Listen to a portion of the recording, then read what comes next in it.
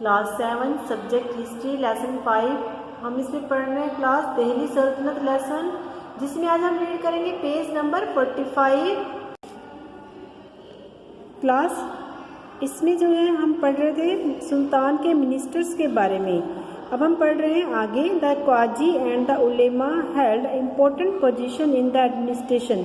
काजी और उलेमा को एडमिनिस्ट्रेशन में यानी प्रबंधकीय कामों में एक इम्पोर्टेंट पोजीशन मिली हुई थी। But some of Delhi sultan such as Balban, Alauddin Khilji and Mohammad bin Tughlaq did not give enough importance to their views and opinions.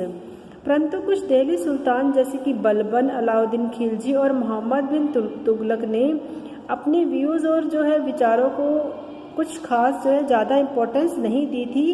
The power of Delhi sultan was dependent on their military power. Delhi सुल्तान की पावर जो थी वो मिलिट्री पावर के ऊपर डिपेंड थी। A major source of income of their kingdom was war बूटी।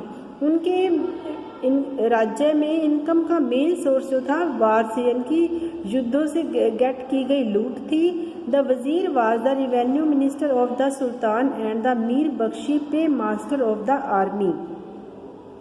सुल्तान का जो रिवेन्यू मिनिस्टर था वो वजीर कहलाता था और मीर बख्शी जो था वो आर्मी पे मास्टर था यानी कि आर्मीज के लोगों को पे करता था। Both held important place in the administration. दोनों का शासकीय प्रबंधों में एक इम्पोर्टेंट स्थान था। Diwan Ariz was the minister in charge of military organisation while Diwan Risalat look after the religious affair.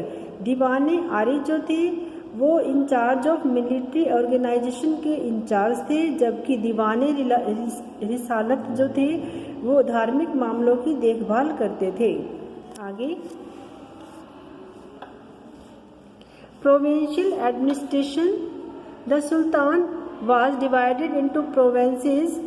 The sultanate या empire was divided into provinces which were governed by the governors called the मुक्ति।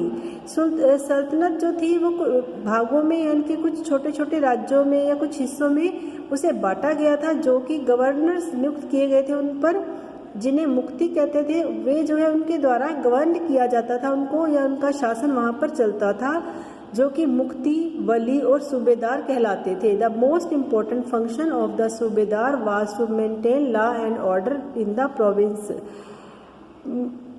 सूबेदार का मुख्य काम जो था अपने हिस्से में या अपने एरियाज में लॉ और ऑर्डर को बनाए रखना था। The village was the basic unit of local administration. Local administration के बेसिक यूनिट गांव थे। A group of villages was known as pargana. Group of villages को परगना कहा जाता था। The amil was the chief officer of the pargana. इस परगना के चीफ ऑफिसर को एमिल कहते थे। And he was responsible for the collecting land revenue. और जो है वो इन गांव से लैंड रेवेन्यू कलेक्ट करने के लिए रिस्पॉन्सिबल था। मुकद्दम और chaudhari was the village headman. Village headman को मुकद्दम या चौधरी कहते थे। All the towns and village with Muslim population had a qazi to deliver justice to the people and to enforce the Sharia and Quranic law. सभी towns और villages में जहाँ पर Muslim population थी वहाँ पर काजी को न्याय देने के लिए, लोगों को न्याय दिलवाने के लिए नियुक्त किया गया था, और जो है शरिया या फिर कुरानिक लॉ को लागू करवाने के लिए भी काजी को नियुक्त किया जाता था। The Kotwal was the head of the police department of the town. शहर के जो पुलिस डिपार्टमेंट था उसका हेड कोतवाल कहलाता था। Delhi sultan dealt severely with criminals. Delhi सुल्तान जो थे वो अपराधियों के साथ बेहद बुरा व्यवहार करते थे या काफ़ी सख्ती से निपटते थे। The nobility played an important role in administration. Nobility यानी कि जिनको हाई रैंक जो है दिल्ली सल्तनत में गेट था, वो लोग जो थे नोबेलिटी में आते थे। नोबेलिटी का जो था प्रबंध में, शासकीय प्रबंधों में एक इम्पोर्टेंट रोल था। They occupied the place next to the sultan and were part of the ruling class. उनका सुल्तान के बाद दूसरा स्थान था, अगला स्थान आता था, और वे शासकीय क्लास से संबंधित माने जाते थे। They belong to diverse tribes such as Turkish, Persian and Arabic. वे जैसे कि तुर्किश, पर्शियन और अरेबिक इस प्रकार अलग अलग जो है क्लासेस से, ट्राइब्स से, जातियों से संबंधित थे। The Hindu nobles were negligible in number during this period. इस समय जो थे यानी कि दिल्ली सुल्तान के समय में हिंदू जो मंत्री थे उनको बिल्कुल नेग्लेक्ट किया जाता था। Members of nobility performed important function such as of the following. जो नोबेलिटी में मेंबर्स थे, नोबेलिटी के मेंबर, उन्हें कुछ फंक्शन, इम्पोर्टेंट फंक्शन परफॉर्म करने होते थे, जैसे कि help the sultan to expand the boundaries of the saltanat. सुल्तान की जो है उनकी राज्य की, उनके शासक की बाउंड्रीज को फैलाने में हेल्प करना।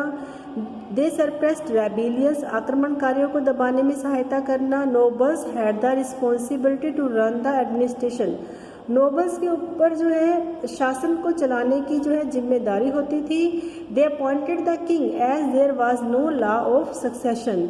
अगर राजा का कोई उत्तराधिकारी नहीं है तो वे राजा को भी नियुक्त करते थे। क्लास हमारी रीडिंग यहीं तक रहेगी, सक्सेशन तक।